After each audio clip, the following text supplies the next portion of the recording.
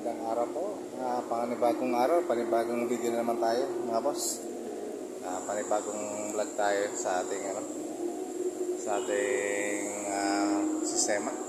So ito yung mga pinasagot ko ng mga nakaraan. Ito yung ating accumulator. So ito yung accumulator natin.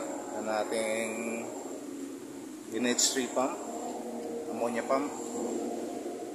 So yan po mga boss, mga sir. So samahan niyo ako na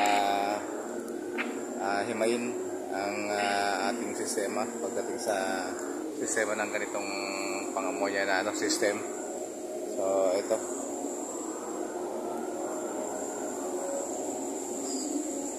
yung ating screw compressor.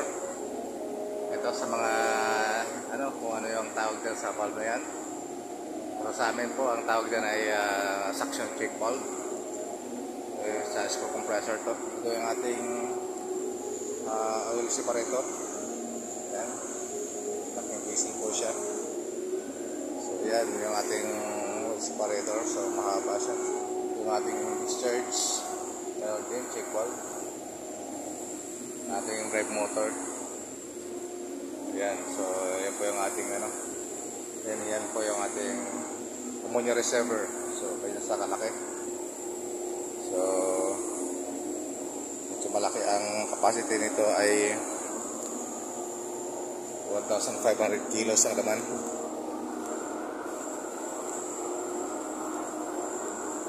Ang ating main control panel, yung ating breaker. So yan, 800 amperes. Yan ang ating compressor breaker ay 650 amperes. Ito po siya. Ayan, 630 amperes siya. Tapos yung ating main breaker dito ay 800 amperes. So ito yung ating mga switch ng ating compressor, oil pump, alarm.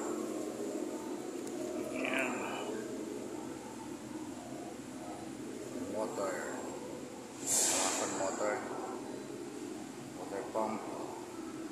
So tatlong fan motor tsaka isang water pump, dalawang NH3 SV.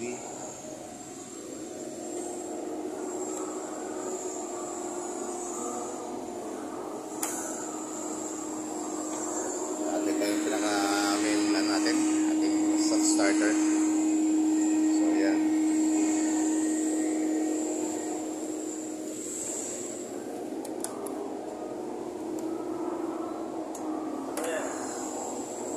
Tapos na? Tapos na? Malamig na. Malamig ba? Nasa yung maray. Isda. Oo. Up-temp pa rin daw yun. Naka-up-temp pa. Nilalamig ka na. Tagal eh. Mama na oras sa pagkain. Ayaw mo nun.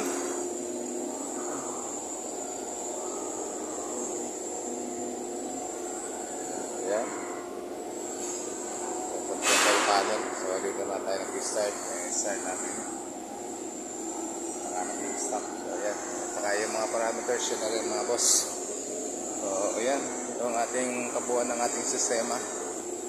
Pinapandap. So isa lang to sa mga ammonia system natin. Marami pa tayong mga ammonia system. Meron pa tayong mga tube eyes. Tube eyes maker. Mga black size ng mga machine, meron din tayo. So ito sa mga water chiller lang to mga boss. So ganito na sa kalaki. So mga gusto mga passes, wala pa kayo nakukuha ang supplier. So PM nyo lang po ako sa mga gusto magpaano ng tube eyes o kayo mga black size. Baka matulungan ko po kayo, may assist ko po kayo. So yun lang po mga boss, pinakita ko lang sa inyo itong ating sistema na isa-isa natin dati. So sa mga may iwan na akong tanong. So ano yung tawag nyo sa kanyang valve? So dalawa to, suction, saka dito sa discharge. So tawag nyo dyan sa mga valve na yan, sa mga ammonia po yan, ammonia valve. So hanggang dito po muna at maraming salamat.